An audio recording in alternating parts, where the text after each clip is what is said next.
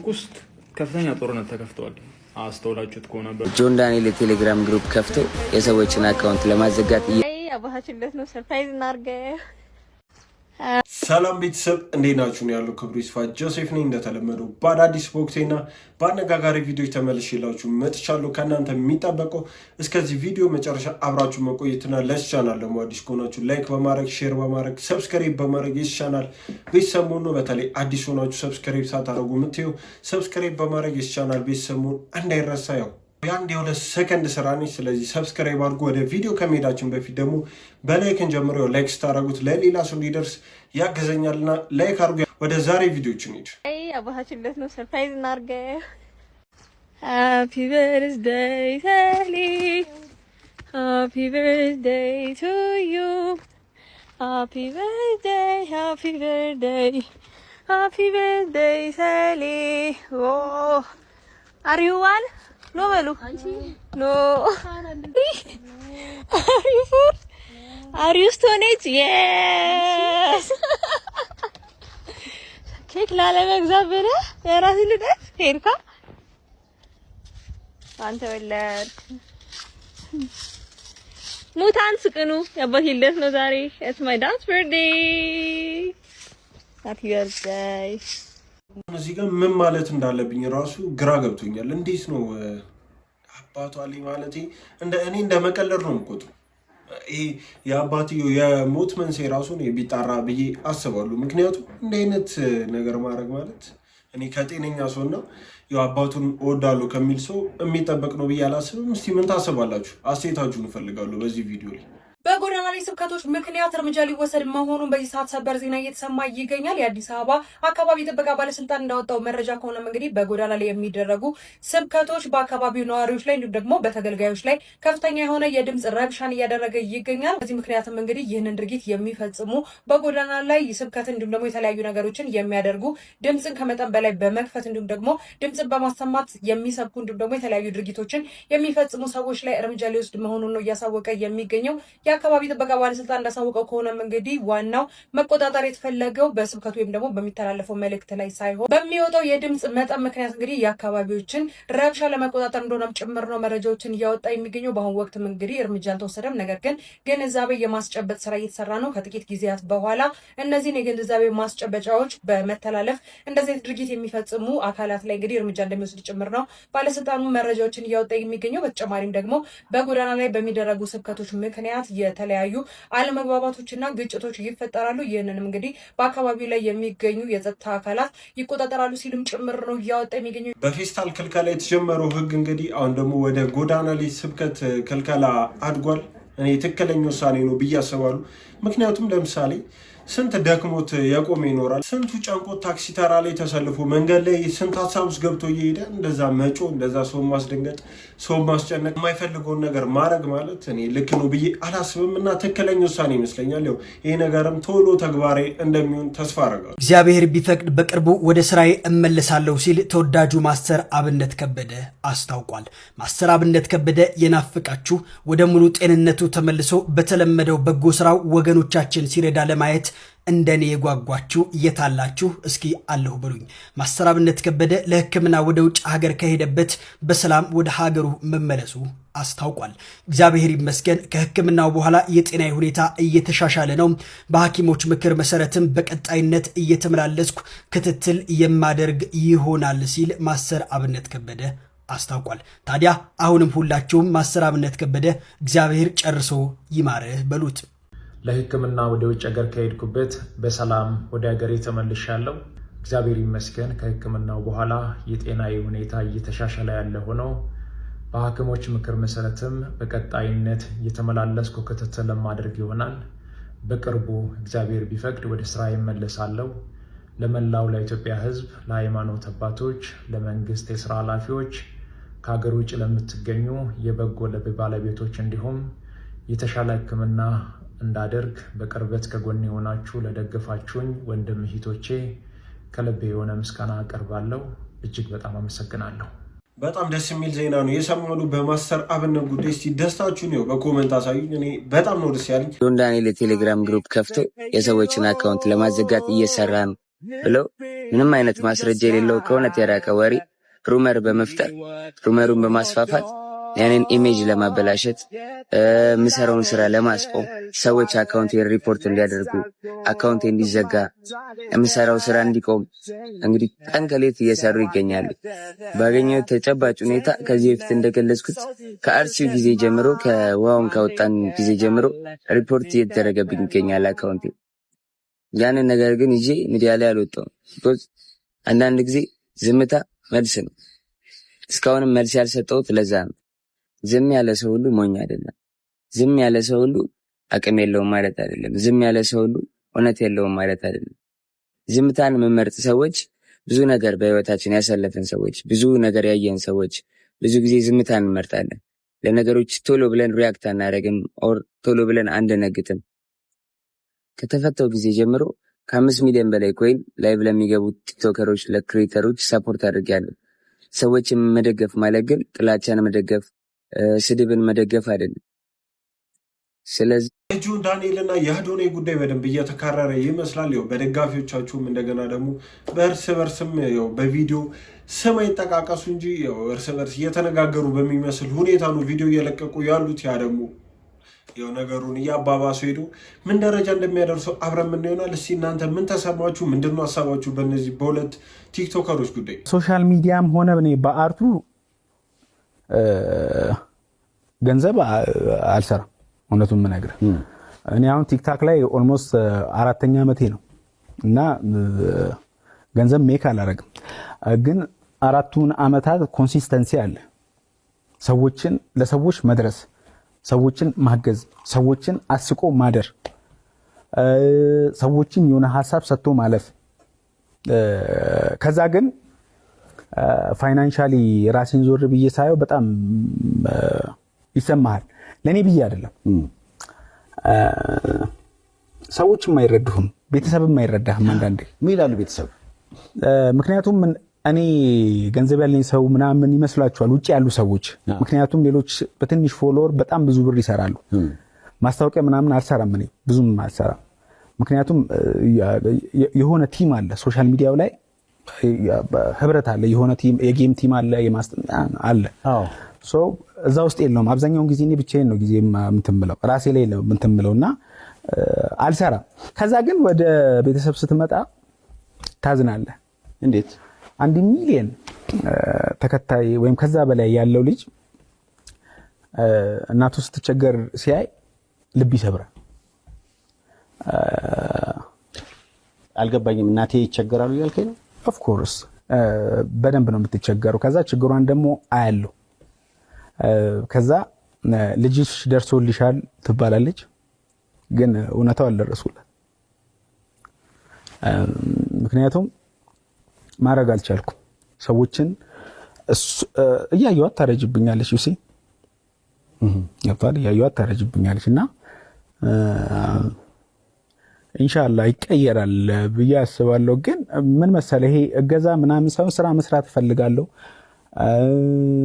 ሰዎችን ማገዝ እፈልጋለሁ። የተቸገሩ ሰዎች ጋር መድረስ በውስጥ በጣም ብዙ ሰው ይጽፍልኛል።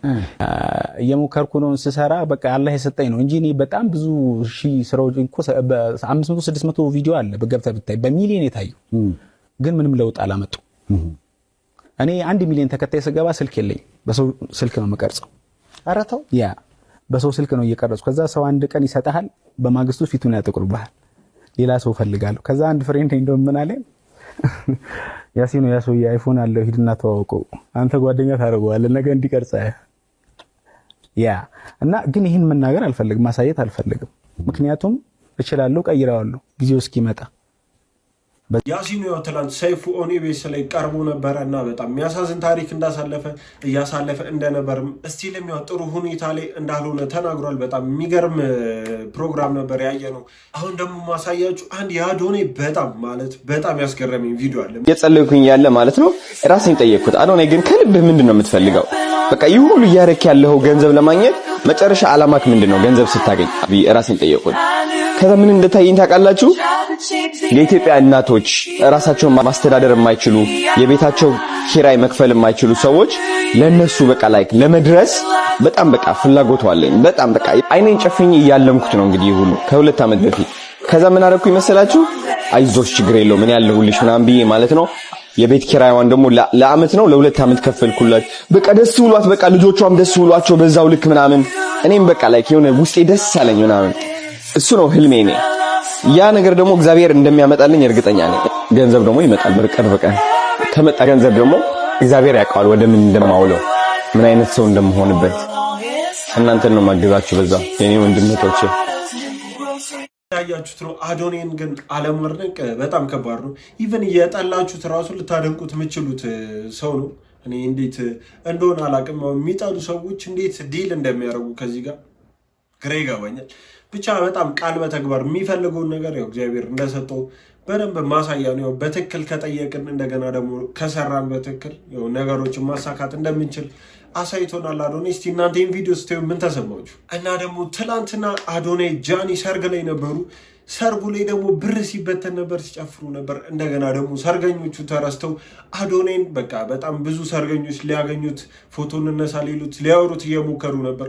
ያው ሰርገኞቹ ግን አዶኔን መጥራት ከባድ ነው። አሁን ሰርጌ ቢሆን አዶኔን መጣር አይመስለኝም። ምክንያቱም እንዳለ ትኩረት ከኔ ሄዶ ወደሱ እንደሚሆን ግልጽ ነው፣ ጥያቄ የሌለው ነው። እስቲ ምን ተፈጠረ የሚለው እንደገና ደግሞ ጃኒ ብር ስበትን ያለበትን ቪዲዮ ሁሉንም የሰርግ ቪዲዮዎች አብረን አይተን እንምጣ።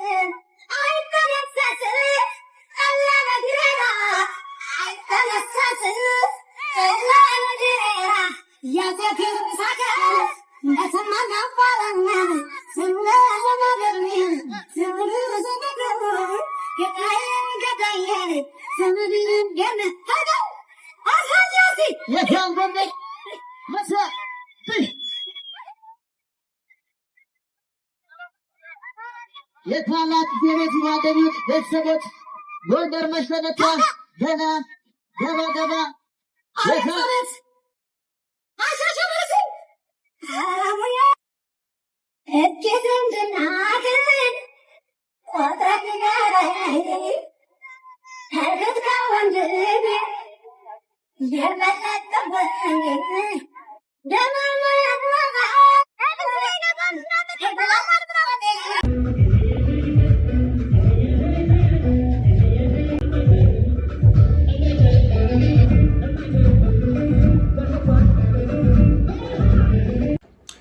እንዳያችሁት ነው። ያው እነ አዶኔ ሰርግ ላይ ነበሩ። ጃኒ ደግሞ ብር እየበተነች ነበር ማለት በደንብ ማለት ነው። ቲክቶክ ውስጥ ከፍተኛ ጦርነት ተከፍተዋል።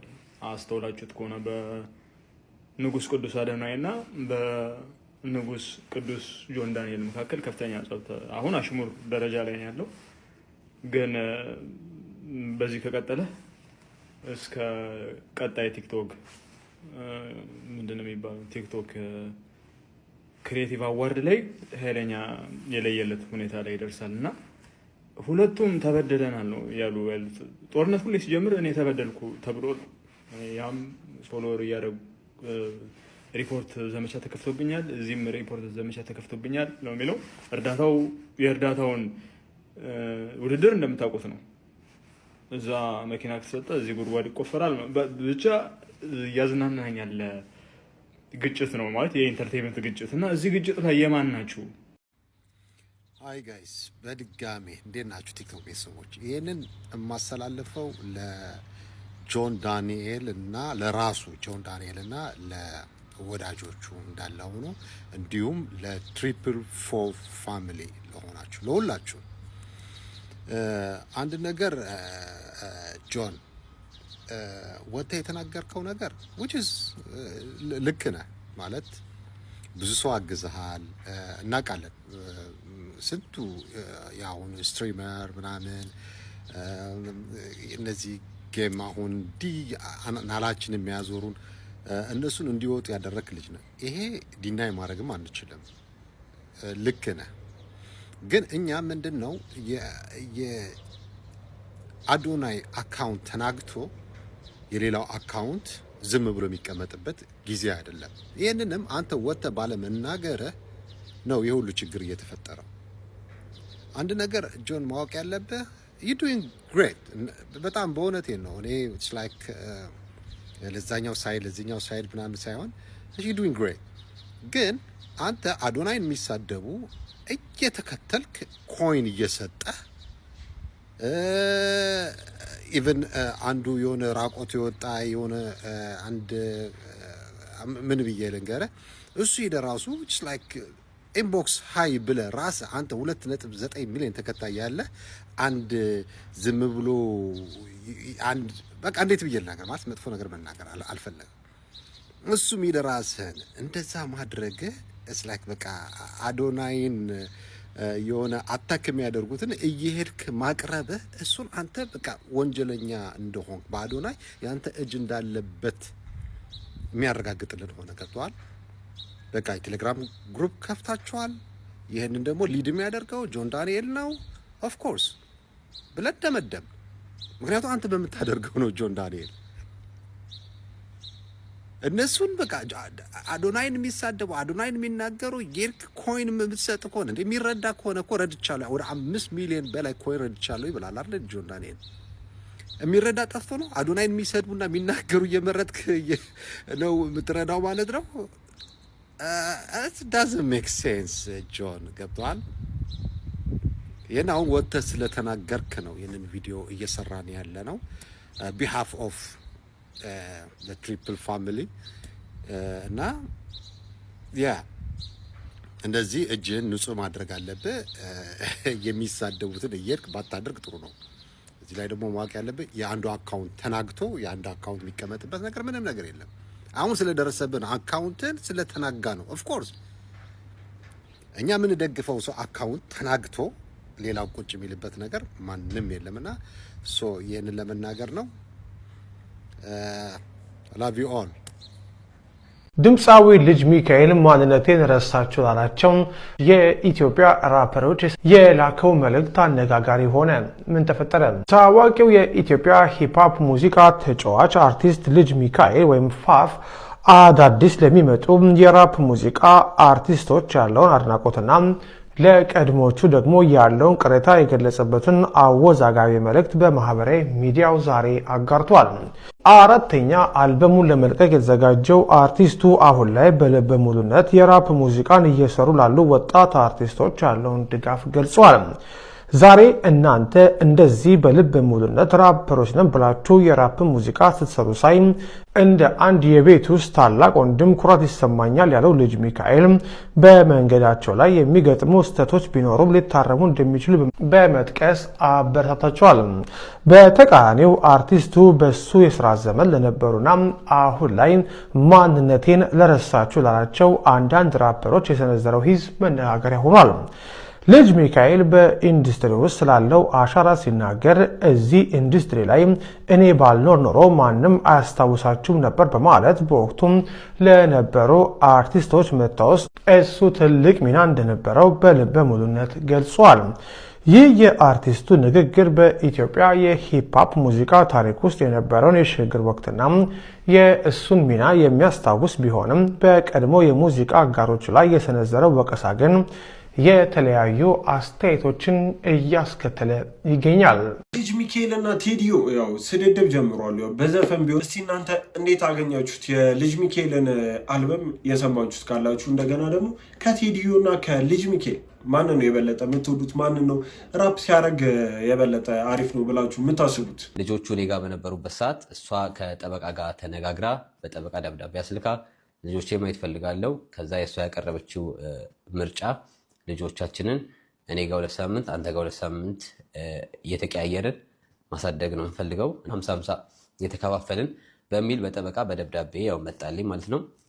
እንደዛ ሲመጣልኝ ደግሞ የኔ ምላሽ ምንድነው የሚሆነው? መጀመሪያ ለጠበቃው በአግባቡ እኔ የምፈልገውን መንገድ እና ልጆቹም እንዴት እኔ ጋር እንደገቡ በምን ጉዳይ እኔ ጋር ሊመጡ እንደቻሉ ሁሉ ነገር አስረድቼ ለጠበቃዋ ለእሷ ጠበቃ በአግባቡ መልሼ ከዛ በኋላ ያው መቶልኝ አያውቅም። ከዛ እኔ ወዲያው ወደ ፍርድ ቤት ወደ ትልቅ ዋናው ጉዳይ ወደሚመለከታቸው የፋሚሊ ተወካዮች ፍርድ ቤት ወደ እነሱ ቀጥታ አፕላይ ያደረኩ ማለት ነው። እኔ የምፈልገውን ደግሞ ወደ እነሱ ሄድኩ። ወደ ጠበቃው ከመለስኩ በኋላ ወደ ፍርድ ቤት ቀጥታ ወሰድኩት። ፎርሙላ የሚሞላለ እሱ ሞልቼ ፋሚሊ ግርሽት ያው በጀርመንኛ የምታውቁት ወደ ፋሚሊ ግርሽት ተመራ ማለት ነው። እሱንም ደግሞ ከሚያውቅ ሰው ጋር ከጠበቃም ጋር ቅርቤ ከሚባሉ እውቀት ካላቸው ሰዎች አማክሬ ይሄን ነገር ልወስንም የቻልኩበት ምክንያት ወደ ፋሚሊ ግርሽት ዋናው ትክክለኛ መፍትሄ ልታገኙበት የምትችሉት ፋሚሊ ግርሽት ስለሆነ ጠበቃ ሳይሆን የሚወስንላችሁ ዋናው ፍርድ ቤት ስለሚወሰን ወደዛ አመራሁት ማለት ነው። ወደዛ ሲመራ የኔ ፍላጎት የነበረው ምንድነው? ልጆቹ ወይ እኔ ጋር ያድጋሉ ወይ እሷ ጋር ያድጋሉ ነው። የኔ ፍላጎት ልጆቹ ሁለት ቤት ማደግ እንደሌለባቸው አምናለሁ። እኔም አልፈለግምም እንደዛ። ለልጆቹም ጥሩ አይደለም። እኔ ጋር የተለየ ህግ አለ፣ እሷ ጋር የተለየ ህግ አለ። ልጆቹ በመሀል ግራ ያጋባሉ። ለማሳደግ ወይ ይከብዳል። 2 ሳምንት እዛ ጋር 2 ሳምንት እዚህ ጋር ልጆቹ በመሀል ጥሩ አይሆንም። እኔም ደግሞ ያንን ሞዴል አልፈለግኩትም።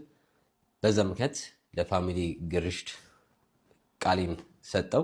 ከዛ ቀጠሮ መጣ። በዚሁ መልኩ ደረሰ። ቀጠሮ ጋር በገባን ሰዓት እኔ የሚያልኩበት ሪዝን እንደዚህ አይነት በዚህ 2 ሳምንት ለእኔ ጋር 2 ሳምንት አልፈልግም። እኔ የምፈልገው ወይ ልጆቹ እኔ ጋር እንዲኖሩ ወይ እሷ ጋር እንዲኖሩ። ከዛ እሷ ጋር የሚኖሩ ከሆነ እኔ ደግሞ በ2 ሳምንት አንዴ ያው ፍርድ ቤት በሚወስነው በ2 ሳምንት አንዴ አርብ ወስጃቸው ከትምህርት ቤት ከዛ ቅዳሜ እሑድ ቆይተው እሑድ ደግሞ ቀጥታ በንጋታው ሰኞ ጠዋት አስገብቻቸው ከዛ እሷ ትወስዳቸዋለች። ልጆቹ መኖር ያለባቸው አንድ ቤት ነው እንጂ 2 የተለያየ ቤት በየሳምንቱ እየቀያየሩ ለልጆቹ ጥሩ ስለማይሆን በእንደዚህ አይነት ነገር አልፈልግም ብዬ ከእነሱ ጋር ተሟገጥኩ ማለት ነው። ጭቃ ውጭ ፓርቲ አድርጌ ነው የመጣሁት። ለዛ ነው ትናንትና ተንዘላዜ እነ ነጭ ቅማል ወሬ አልደረሳችሁም? ኦኬ ለእኔ ቤተሰቦች ማለት ነው እኔ ለምትወዱኝ ለሳምሪዬ እናት ማለት በተለይ ለሳምሪ በጣም የሳምሪ ወዳጅ ሆናችሁ አም ሶ ሃፒ የሳምሪ ወዳጅ ሆናችሁ የሳምሪ አክባሪ ሆናችሁ የሳምሪ በቃ ሴት ሆናችሁ በሙሉ እንኳን ደስ አላችሁ። እንደኔ አይነት ጀግና እናት ይስጣችሁ። እንደዚህ ነው። ትላንትና በአጋጣሚ ከጠበቃዬ ጋር ከስንት ዓመት በኋላ ተገናኝተን የሚገርማችሁ ነገር እርጅት ብላ እኔ አንቺ ትለኛለች። ማን ልበል ስላት የአቶ አከሌ ስሜ እንዳለ ነው ታውቃላችሁ። የአቶ አከሌ ቤተሰብ አለሽ የሚሰባል ይስ አከሌ ስትለኝ ወይ ደንግጬ በጀርመንኛ ወይ እኔ ይብሳኝ እቅፍ አድርጌ ስስማት ማለት በጣም ቤስት ፍሬንድ ነን። በቃ በጣም ነው የምንዋደደው እና የፋሚሊያችን ጠበቃ ናት። እቅፋን እንዲስም ፍርድ ቤቱ ለካ አይቻልም እንደዚህ መሳሳ ሴትዮ ወድናት ተባልኩ። በቃ ወዲያ እኛ አፍሪካ እንዲያልኳቸው አንተ ሳሚ ደመደዛ ፍርድ ቤት ጋጋጋ የሚልበት ፋሚሊ ሬሽ ምናል ከዛ ጠበቃው እንዲ ያለ ወይ ሊልሾዬነት እንዴት ነሽ? ከዛ እንትኑ ፈራጁ ዳኛ ይሄማ የእብድ ቤተሰብ ነው አላለ። ቀወጥኩት ሴትዮዋን ስሜ ማለት ነው። ሴትዮዋን በመሳም ቀወጥኩት። ምክንያቱም በጣም ፍሬንድ ነን በነገራችን ላይ በጣም ቤተሰብ ናት። እና እንዲያውም ትዝ ይላችሁ እንደሆነ ሰርጌ ላይ እኮ ነበረችና ከሌ ፎቶ አላያቸው ግን አርጅታ ከዛ በቃ ከእሷ ጋር አወራን ምናምን ነገር እንዲያውም ቀጠሯለን። ከዛ ቁጭ ባሉ ሲባል ደንግጬ ለካ ያለት ፍርድ ቤት ነው።